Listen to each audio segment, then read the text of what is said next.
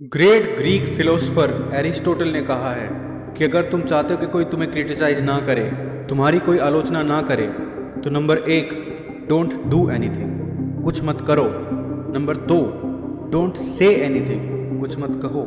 Number 3, don't be anything, ना तो कुछ बनो ना ही बनने के सपने देखो। क्योंकि अगर तुम कुछ करोगे ही नहीं, कुछ बोलोगे ही नहीं, कुछ बनोगे ही नहीं, तो ना तो कोई तुम्हारे बारे में जान पाएगा और ना ही जानने का इच्छुक होगा, और कोई भी तुम्हें क्रिटिसाइज नहीं करेगा। लेकिन जैसे ही तुम कुछ करने चलोगे तो तुम्हें क्रिटिक्स मिलेंगे ही मिलेंगे।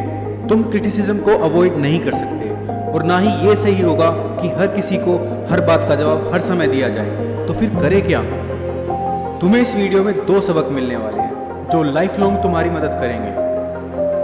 सोचो, जो भी मंजिल तुम हासिल करना चाहते हो, जो भी सपना तुम पूरा करना चाहते हो, वो ऐसा है जैसा कि एक पहाड़ पर चढ़ना है। और जैसे ही तुम अपना सफर शुरू करोगे, कुछ दूर चलते ही तुम्हें 2 तरह के क्रिटिक्स मिलेंगे।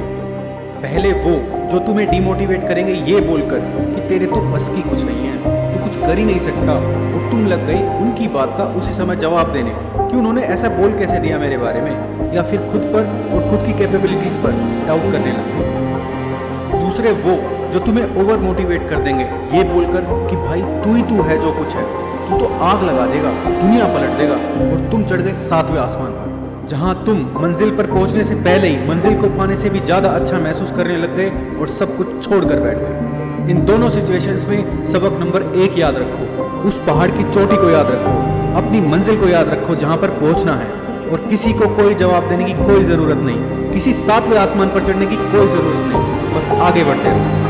अब तुम कुछ ऊपर पहुंचोगे, मान लो तुम्हें कोई चोट लग गई या कोई फेलियर आ गया, तो फिर वही क्रिटिक्स आ जाएंगे और बोलेंगे, देखा हमने तो पहले ही कहा था कि कुछ नहीं कर सकता, वो तो बस तुक्का था जो थोड़ा सा आगे बढ़ गया। और जो तुम्हें 7वें आसमान पर चढ़ाने वाले थे ना, उनमें से कुछ लोग अपना पाला बदल लेंगे और तुम्हें डिमोटिवेट करने वालों के सुर में सुर मिलाने लगेंगे, और तुम्हें लगेगा कि अब तो ये लोग भी ऐसा बोल रहे हैं। गुस्सा आएगा, तुम्हें जवाब देने का मन भी होगा, खुद पर डाउट पहले से कई गुना बढ़ जाएगा, लेकिन तब भी अपने मन को बस शांत रखो। सबक नंबर 1 को याद रखो, उस पहाड़ की चोटी को याद रखो, अपनी मंजिल को याद रखो जहां पहुंचना है, और किसी को कोई जवाब देने की कोई जरूरत नहीं, बस आगे बढ़ते रहो, बस आगे बढ़ते रहो। अब अगर तुम सबक नंबर 1 का सही ढंग से पालन कर लोगे तो ये निश्चित है कि आज नहीं तो कल तुम उस पहाड़ की चोटी अपनी मंजिल तक पहुंच ही जाओगे। फिर भी लोग तुम्हें क्रिटिसाइज करने आएंगे, बोलेंगे ये तो किस्मत की बात है जो यहाँ तक पहुंच गया, वरना इसमें कहाँ दम था। और दूसरे लोग जो तुम्हें 7वें आसमान पर चढ़ा रहे थे, उनकी गिनती बढ़ जाएगी, वो तुम्हें 7वें की जगह 10वें, 15वें, 20वें आसमान पर चढ़ा देंगे और बोलेंगे कि हमने तो पहले ही कहा था कि एक दिन तुम कमाल कर दिखाओगे। इन दोनों सिचुएशंस में सबक नंबर 2 को याद रखो, अपने सफर को याद रखो कि तुमने शुरुआत कहाँ से की थी, तुम इस सफर को शुरू करने से पहले क्या थे।